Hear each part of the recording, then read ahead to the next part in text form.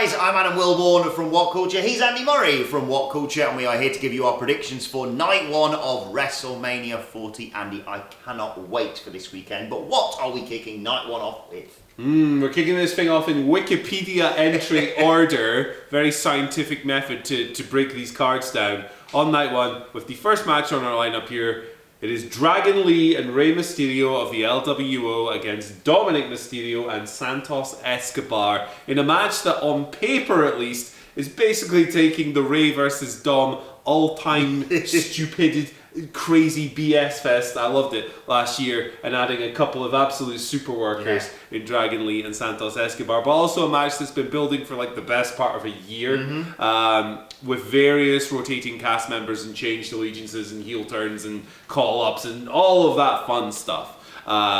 Been going on since before Rey got injured and took the time off to go away for surgery, but now we're back, we're here, we're settling the beef. Or well, probably not, because there's maybe going to be a big heel turn in this match that may swing the pendulum. You're looking at it and you're working out, right, who's left in terms of cancelling each other out.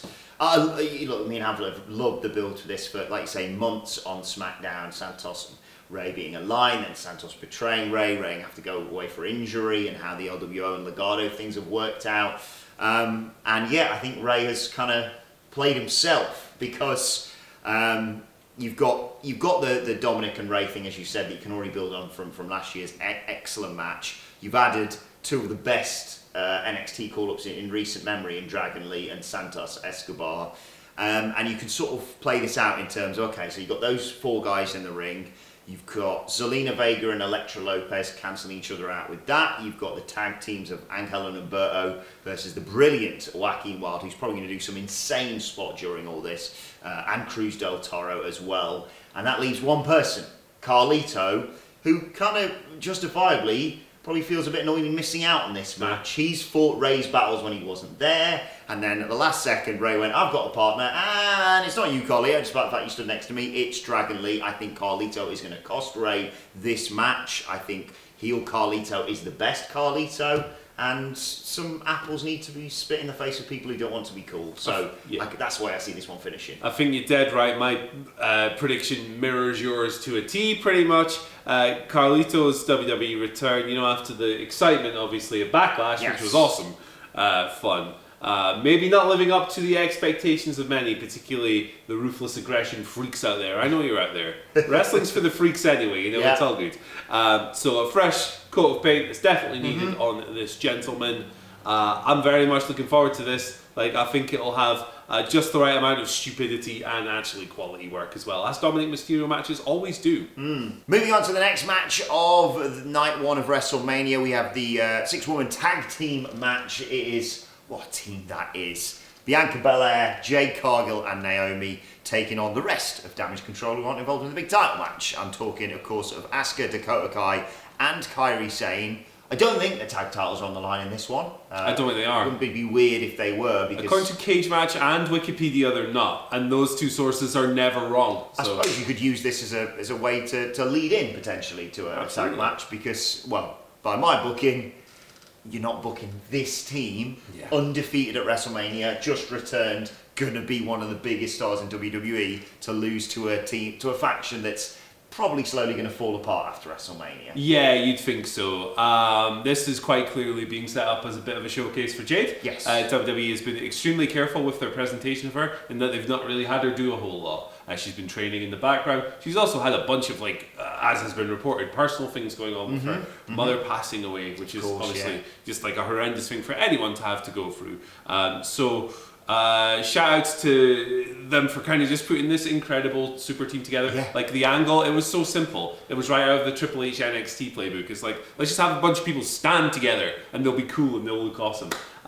They're going to go over Damage Control. They have 3 of the best entrances of night one as well. Imagine if it was just a 5-minute squash loss. That'd be a bummer. Hey, look, Naomi had that squash loss a few weeks ago in 2-3 minutes where she got no entrance.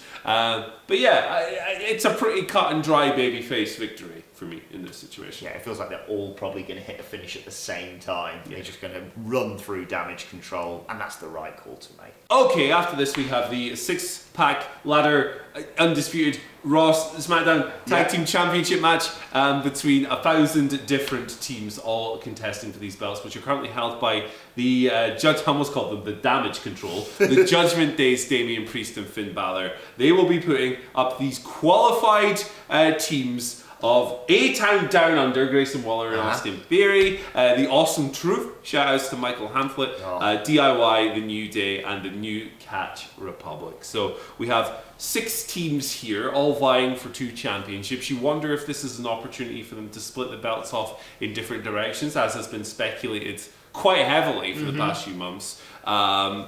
It's kind of filling the old, remember like for years and years and years it was, let's put the Intercontinental title or whatever in a crazy laddery spot festy thing. This is kind of filling that void a little bit. Last year we had the WrestleMania showcase matches, which were like the men's one with Ricochet and Braun and everything was incredible.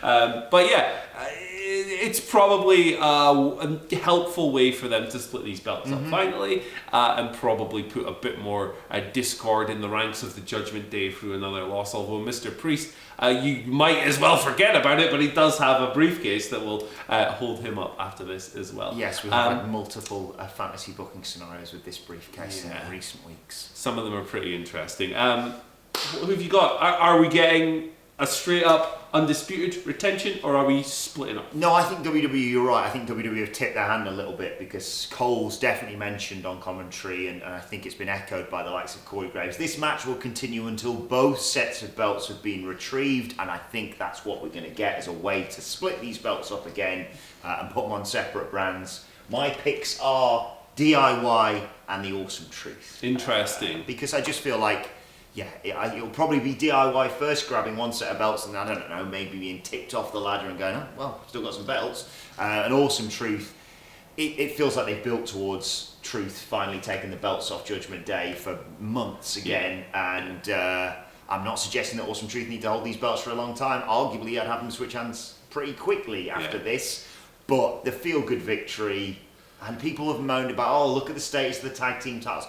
This is going to get a huge reaction on the night. But regardless of how some people feel about Awesome Truth and R-Truth in particular, this is going to be one of the biggest pops of night one. I genuinely believe this is where the balance comes in, because I think that pushing Awesome Truth in 2024 is equivalent to a war crime, as can be committed by a wrestling booker. I have no interest in watching that. That's not to say I don't think it might not happen or whatever. There are some awesome spots in here. There's a reason why they just hoid it in a ladder match. There is. I'm going to veer off slightly. DIY, yes. Okay. I think that, Johnny Gargano in particular's main roster run hasn't always been sunshine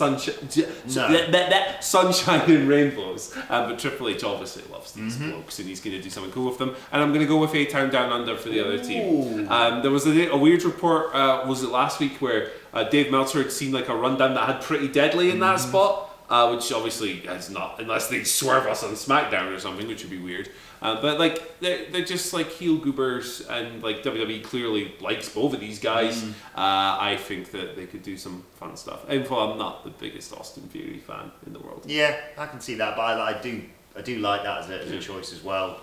I just don't see past them doing all this with R-Truth and not having him fight. I think you're probably right. I just don't want to admit it. At the bare minimum, he's going to cost the Judgment Day when they've got their fingertips on a belt. Easily. Moving on, we move on now to Jimmy versus Jey, the first of many bloodline adjacent feuds across these nights.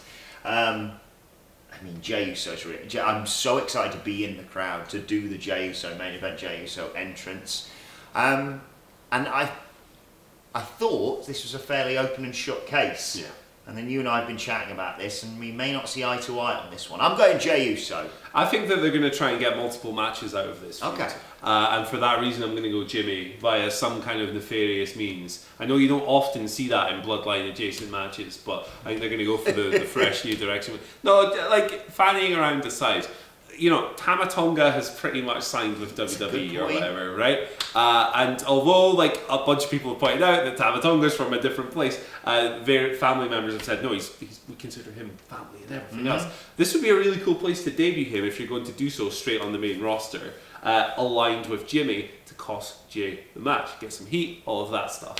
And potentially even more shenanigans on night 2 as well. There's an extra person involved. Exactly. We'll talk about that tomorrow's video. Yes. But yeah, I'm going to go with Jimmy. I think they're going to stretch this out maybe over the summer. I'm a little bit worried about this match because their interaction in the Royal Rumble was kind of awful. Mm-hmm. So we'll see how it goes. I'll give them a chance. It's a completely different environment, of course. But yeah, I'm going to go with Jimmy. I'll go Jey. I'm going for the feel-good victory. You're going to need a few on night 1 because, well, not to tip our hand for the main event, but it's going to be a good night for the Bloodline aside from this match.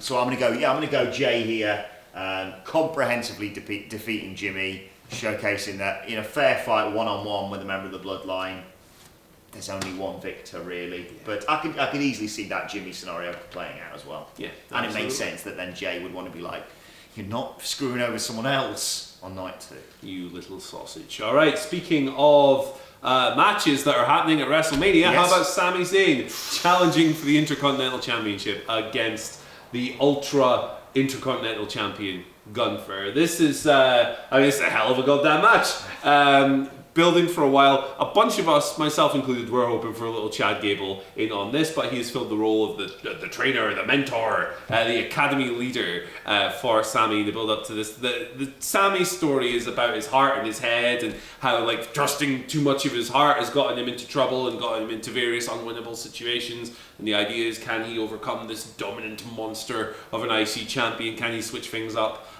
through the training and all of that stuff? And then on Raw, we kind of saw a bit of an uncharacteristic ass beater angle from Gunther, who doesn't always ambush people and just beat the crap out of them. So maybe they're trying to tell you that, hey, maybe the big Austrian's getting a little bit worried here. Either way, from a pure wrestling standpoint, I think this is the best match on the entire show. Yeah. I think that the match that comes closest to rivaling it is probably Becky Lynch versus Rhea Ripley across the 2 nights. That's going to be excellent as well. But this is probably, from like a work standpoint, the one I'm looking forward to the most. Yeah, it's going to be awesome. This, yet again, a Gunther match of the weekend for me.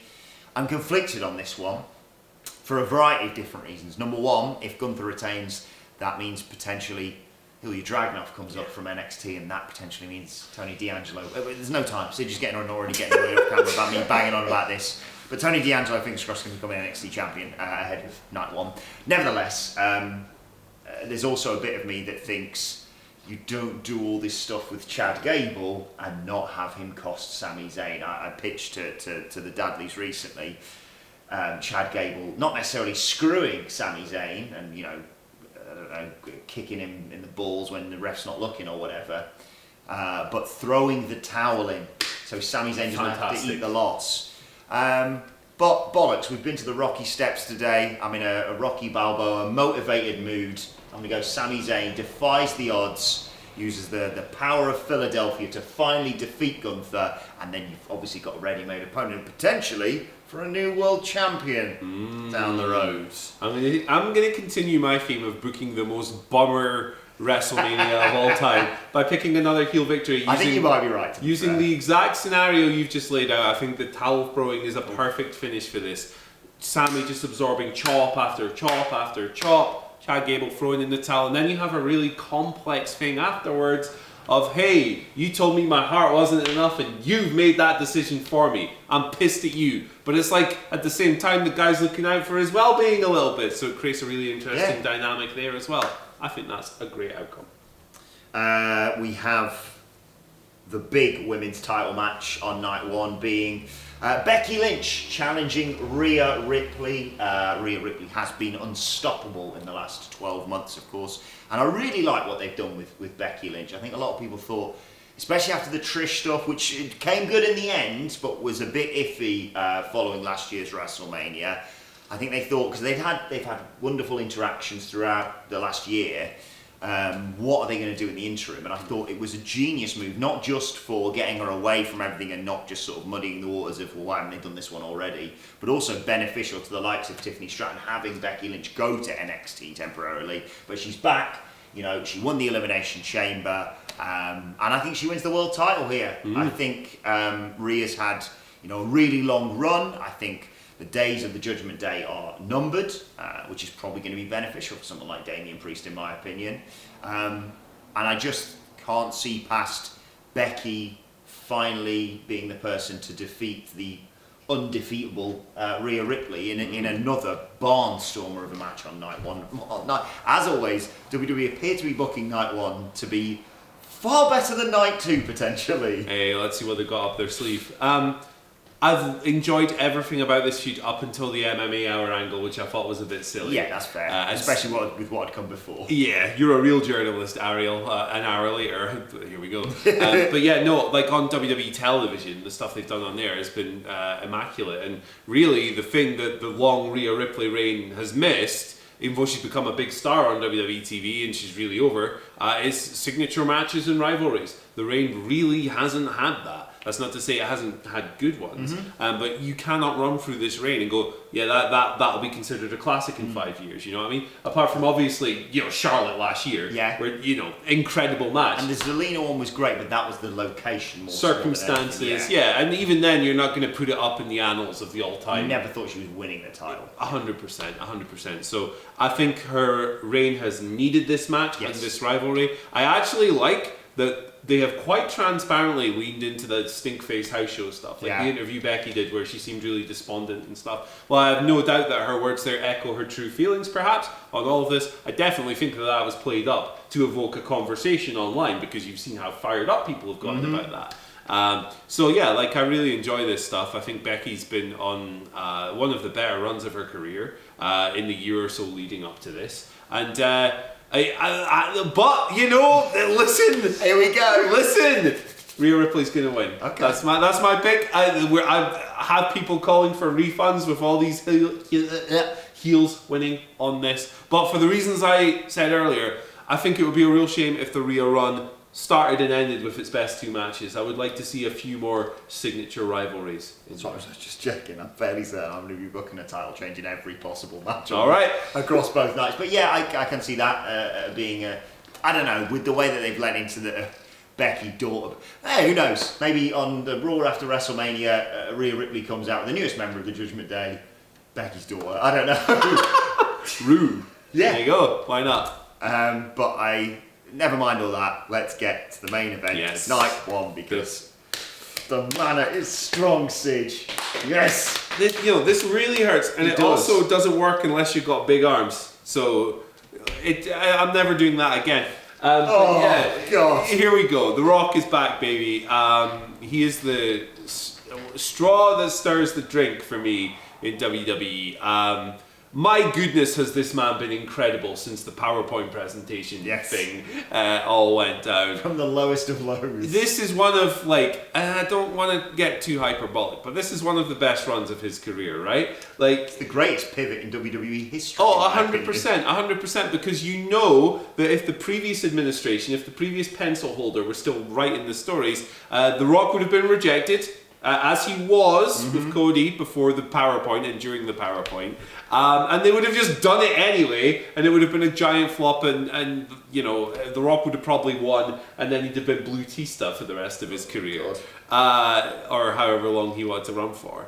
So, astonishingly good pivoting from WWE, a company that, yes, different bookers, has not always been the strongest at this kind of thing. So, look, I think that these two main events, and we're talking about the tag team match here, obviously, should be the most overbooked wrestling matches in history. They should feature interferences from everybody and everyone. They should feature every single trope. They should have 17 ref bumps, brawling in the crowd, weapon spots, interferences, whatever you want to call it.